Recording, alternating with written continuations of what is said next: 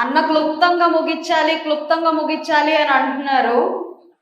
ఈ అరాచకాల గురించి చెప్పుకోవడానికే 1 గంట పట్టిద్ది.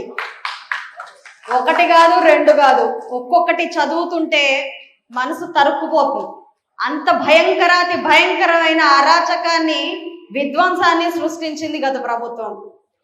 అలాగే టీడీపీ ప్రభుత్వం కానివ్వండి, ఇప్పుడు కూటమిగా ఏర్పడుతున్న ప్రభుత్వం కానివ్వండి, దాని గొప్పతనం గురించి చెప్పుకోవాలంటే 2 గంటలు పడుతుంది. క్లుప్తంగా ముగించాలి అని అంటే, ఈరోజు మీ అందరి ముందు ఇలా నుంచున్నాను. మనసు నిండా ఎంతో బాధతో నుంచున్నాను. ఎందుకంటే ఒక్కొక్క ఇల్లు తిరుగుతుంటే ఏంటి మనం ఇంకా ఇలాంటి పరిస్థితుల్లో ఉన్నామా, ఇంత దారుణంగా బతుకుతున్నామా అనే పరిస్థితులు కనిపిస్తున్నాయి ఇంట్లో. ఇప్పటిదాకా సంస్థల ద్వారా లేదా మా హాస్పిటల్ ద్వారా వచ్చే కుటుంబ సమస్యలు వింటూ ఉన్నాను. ఏదో ఆర్థిక సమస్యలు, ఆరోగ్య సమస్యలు మాత్రమే వింటూ వచ్చాను. ఈరోజు గడప దాటి మీ అందరి కోసం బయటికి వచ్చి చూస్తుంటే ఎంత అధ్వానమైన పరిస్థితుల్లో మనం బతుకుతున్నాం. అది గుంటూరులో. మిగతా పల్లెటూరుల్లో అంటే సరే, వ్యవసాయం మీద ఆధారపడే జీవితాలు, అంతగా మనం ఆర్థికంగా అంత అభివృద్ధి చెందని ఏరియాలు కాబట్టి ఏదో అనుకోవచ్చు. కూలీ నాలీ చేసుకునే ప్రజలు ఎక్కువ ఉంటారు, రైతులు ఎక్కువ ఉంటారు కాబట్టి అనుకోవచ్చు. గుంటూరు నగరం, ఆ నగరంలో మనం ఉంటున్నాం. అలాంటి గుంటూరు నగరంలో ఇంకా మనం అత్యంత అవమానకరంగా, హీనంగా, హేయంగా బతుకుతున్నాం. అందులో ముఖ్యంగా ఎస్సీ ఎస్టీ కాలనీ జనాలు. ముందుగా నా ప్రచారమే అక్కడి నుంచి మొదలు పెట్టుకున్నాను. మీ అందరికీ దగ్గరగా ఉండాలి అని చెప్పి ఆఫీస్ని ఇక్కడే పెట్టుకున్నాను. ఎందుకు అంటే ఇప్పటిదాకా అన్న వాళ్ళు చెప్పినట్టు వివక్షతకి గురైన ఏకైక సామాజిక వర్గం ఎస్సీ ఎస్టీ సామాజిక వర్గం. అయితే ఇందులో నుంచి బయటపడాలి అంటే ఏం చేయాలి? ఇంతటి వివక్ష నుంచి బయటపడాలి అంటే ముందు మన మీద మనకి గౌరవం ఉండాలి. ఒకరు మనకి గౌరవం ఇవ్వాలి అంటే మన మీద ముందు మనకి గౌరవం ఉండాలి. అది ఉందా? ఎక్కడో ఇక్కడ చదువుకున్న నాయకులు, పిల్లలు, కొంత గొప్ప కాస్త ఇంజనీరింగ్లు, బీటెక్లు చేసిన పిల్లలు మాత్రం ఉంది అంటున్నారు. అక్కడి నుంచి అయితే ఏ మాత్రం ఒక మాట కూడా రావట్లేదు. మన మీద మనకు గౌరవం ఉందా? ఎవరో ఏదో చెప్తే అన్ని గొర్రెల్లాగా విని వెళ్ళిపోతాం. ఇప్పుడు ఈ 2 గంటలు ఇక్కడ వింటాం, అవతల ఇంకెవరైనా ఇంకో మీటింగ్ చెప్తే అక్కడ కూడా 2 గంటలు వింటాం, వెళ్ళిపోతాం. ఏం చెప్తున్నారో, అసలు ఎందుకు చెప్తున్నారో, మనని ఎందుకు పిలిచారో ఏం తెలీదు. ఎవరో కొంతమందికి, పిలిచిన వాళ్ళకి, వచ్చిన వాళ్ళకి తప్ప అసలు మాటలు వినడానికి వచ్చిన ఆ లేయర్ అంటే ఈ 3 సోఫాలు దాటి చైర్లో కూర్చున్న వాళ్ళందరికీ ఏం మాట్లాడుకుంటున్నామో అసలు తెలీదు. అంటే ఏంటంటే మనకేం కావాలో మనకు అసలు తెలీదు. వాళ్ళు ఏదో చెప్తూ వచ్చారు, అవి మనం వింటూ వచ్చాం. ఇప్పుడు ఒక్కసారి ఆలోచించండి. 5 ఏళ్లుగా ఎన్నో రకాల మభ్యపెట్టే మాటలు వింటూ వచ్చాం. నేను స్వయాన దగ్గరుండి చూస్తున్న కుటుంబాలు ఎన్నో ఉన్నాయి. ఈరోజు నా స్నేహితుడు ఒకళ్ళింటికి, నా ఎస్సీ స్నేహితుడు ఆయన, వారింటికి పుట్టినరోజు వేడుక్కి వెళ్ళాను. వాళ్ళ పాప పుట్టినరోజు వేడుక్కి వెళ్ళాను. నా స్నేహితుడు అని చెప్పుకున్నా కానీ ఆయన ఉండే పరిస్థితి మాత్రం చాలా అధ్వానంగా, దయనీయంగా ఉంది. ఏంటంటే వాళ్ళ ఇంటికి అడుగు పెడుతూనే ఇలాగ దోమలు ముసురుతున్నాయి. అన్న ఏంటి మీరు ఇక్కడ ఉంటున్నారా అంటే, ఇదేనమ్మా, ఇంతేనమ్మా, గుంటూరు పైన కనబడే ఆడంబరం మాత్రమే, లోపలంతా ఇంతేనమ్మా అని చెప్పడం మొదలుపెట్టారు. నిజంగానే ఏ కాలనీలోకి వెళ్ళినా అదే పరిస్థితి. ఇక కుటుంబం వరకే తీసుకుంటే సంక్షేమ పథకాలు వస్తే చాలు మనకి. అంటే ఏదో 15,000 రూపాయలు వేశారు, మన ఇంటి ముందుకే బియ్యం ఇచ్చారు, వెళ్ళిపోయారు. లేదు, వాలంటీర్ వచ్చి మనకు తలుపు తట్టి నెలకి డబ్బులు ఇచ్చింది. ఈ 3 అంశాలు అంతేనా మనకు కావాల్సింది? ఇంతకు మించి ఏమైనా ఉందా? నాకే ఎందుకు ఓటేయాలి, వారికి ఎందుకు ఓటేయకూడదు అంటే మీ దగ్గర ఏదైనా సమాధానం ఉందా? అడుగుతున్నాను ఈ సభాముఖంగా, సమాధానం ఉందా?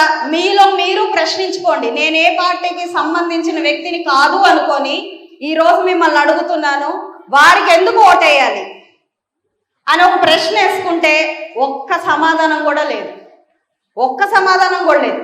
ఎందుకంటే ప్రతిదీ మోసం.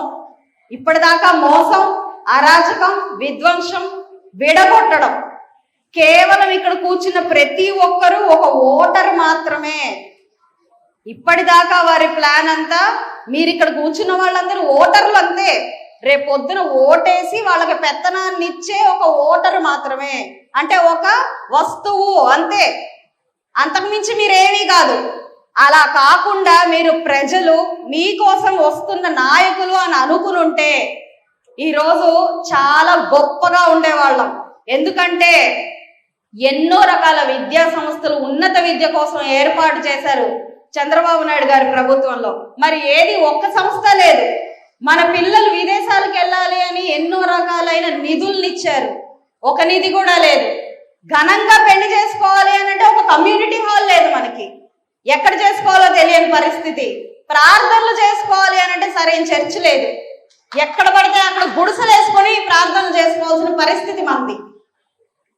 కనీసం టైం వచ్చి చనిపోతే సరైన బరియల్ గ్రౌండ్ ఉందా మనకి?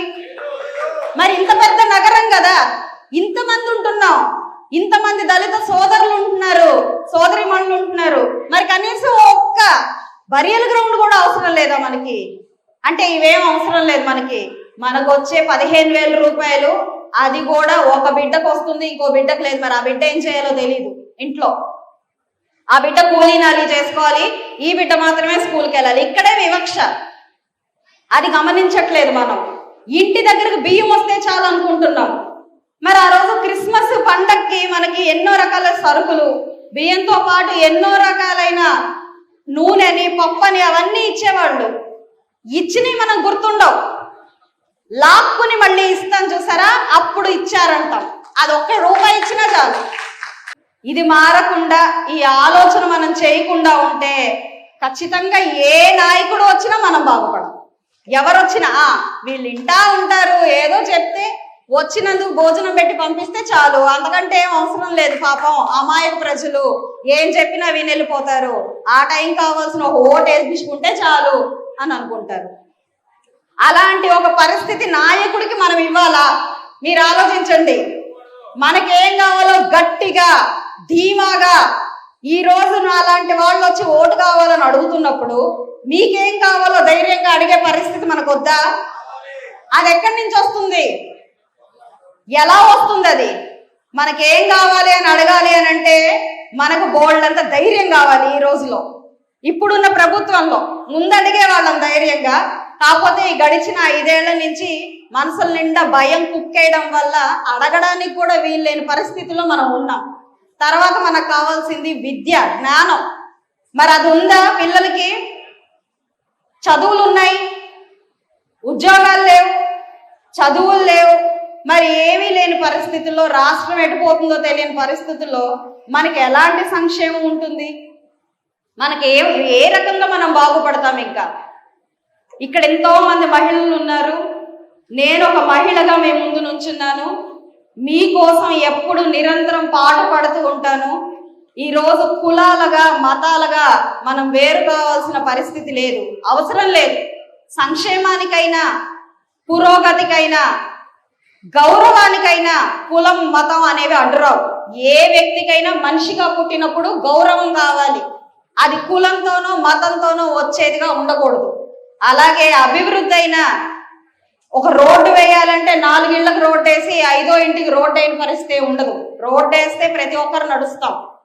అంటే అభివృద్ధికి ఎప్పుడు కులం, మతంతో పని ఉండదు. అలాగే సంక్షేమం కూడా, ప్రజలందరికీ సంక్షేమం కావాలి, హాయిగా బతకాలి, ఇంట్లో సుభిక్షంగా ఉండాలి. అది ఎవరైనా ప్రజలే. కాబట్టి ఈ మూడిటికి, కుల మతానికి సంబంధం ఏనాడు ఉండదు. ఈ రోజు నేను ఒక బీసీ మహిళనైనా, నాకెంతో మంది సోదరులు, స్నేహితులు, కుటుంబ సభ్యులు నాకు దళితుల్లో ఉన్నారు, రకరకాల కులాల్లో ఉన్నారు. ఒక భారతీయ మహిళని, ఒక ఆంధ్ర ఆడపడుచుని నేను. కాబట్టి ఇలా మీరు వివక్షగా చూసే పని లేకుండా మనకేం కావాలో ధైర్యంగా మీరు నా ముందుకు వచ్చి నాకు ఇది కావాలమ్మా ఇది చెయ్యి అని నన్ను అడిగే పరిస్థితి మీకుంది. మీరు ఎట్టి పరిస్థితిలో నేనేదో చెప్పాను మీరేదో విని వెళ్ళిపోయారు అనే పరిస్థితి అవసరం లేదు. ఇది కావాలి, నాకు ఇల్లు లేదు, ఎన్నో సంవత్సరాల నుంచి గుంటూరులో ఉంటున్నాను కానీ సొంత ఇల్లు లేదు, గుడిసెలో బతుకుతున్నాను నేను, పెన్షన్లు లేవు, పెన్షన్లు అనే పేరుతో మోసమే జరుగుతుంది, కరెంటు బిల్లులు పెరిగిపోయాయి, నిత్యావసర ధరలు పెరిగిపోయాయి, ఏ రాష్ట్రంలో లేనంత విధంగా పెట్రోల్ ధరలు పెరిగిపోయాయి. ఇవన్నీ పక్కన పెడితే అడిగిన వాడిని ప్రశ్నించిన వాడి మీద భయంకరమైన అరాచకాలు జరుగుతున్నాయి. అన్నట్టు ఎస్సీ ఎస్టీల మీద ఎస్సీ ఎస్టీలే కేసులు పెట్టడం నిజంగా అది హాస్యాస్పదమా లేకపోతే మన దౌర్భాగ్యమా అర్థం కాని పరిస్థితిలో ఈ రోజు ఉన్నాము. అలాగే ఎన్నో అరాచకాలు చేసిన వాళ్ళకు కూడా నాయకత్వాలను ఇచ్చి వారిని వారి పక్కనే పెట్టుకుని తిప్పుకున్న పరిస్థితులు చూస్తున్నాము. అంటే ప్రభుత్వం అనేది మనని కేవలం ఒక ఓట్ బ్యాంక్ గా మాత్రమే చూస్తుంది. మన సంక్షేమం కానీ అభివృద్ధి కానీ వారికి అవసరం లేదు. మీకోసం నిలబడే నాయకుల్ని ఎన్నుకోండి. మీకోసమే నేను వచ్చాను అని చెప్పి నమ్మించి మోసం చేసే నాయకుడిని మీరు ఎన్నుకోవద్దు. ఇప్పుడు దాకా జరిగింది మోసం, అది మీకు చెప్పడానికి వచ్చాను నేను. నాకే పొలిటికల్ నాలెడ్జ్ లేదు, నేను ఏ రాజకీయ రంగంలో నుంచి రాలేదు, ఒక ఆవేదనలో నుంచి వచ్చాను. నిజంగా ప్రజల్ని చూస్తుంటే ఇలా ఎందుకు ఉండాలి మనము అనే ఒక ఆవేదనలో నుంచి వచ్చాను.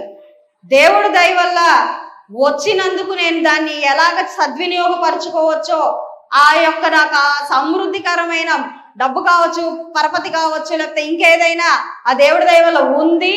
మీకేదైనా చేయగలను అనే సత్తా నాకుంది, శక్తి నాకుంది. కాబట్టి